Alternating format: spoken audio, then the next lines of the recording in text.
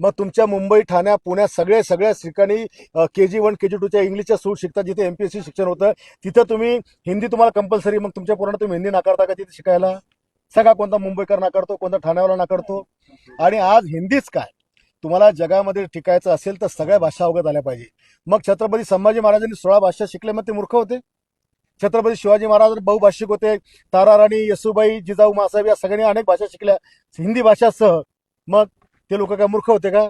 दिल्लीची जी हुजुरी करण्यामध्ये किती लाचारी पत्करायची याला काही मर्यादा, परंतु या सगळ्या मर्यादांना पार धुळीला मिळवण्याचं काम एसएनसी गटाचे प्रमुख आणि त्यांचे आमदार हे सातत्याने करत आहेत.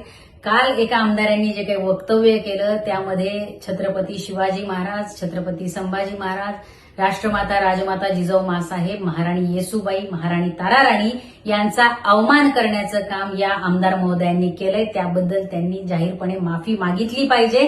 आणि ज्यांची शिवसेना नकली, ज्यांनी गळ्यात घातलेला वाघाचा दात नकली, अशा नकली लोकांकडून खऱ्या महाराष्ट्र प्रेमाची आणि खऱ्या मराठी प्रेमाची आपण अपेक्षाच करू शकत नाही.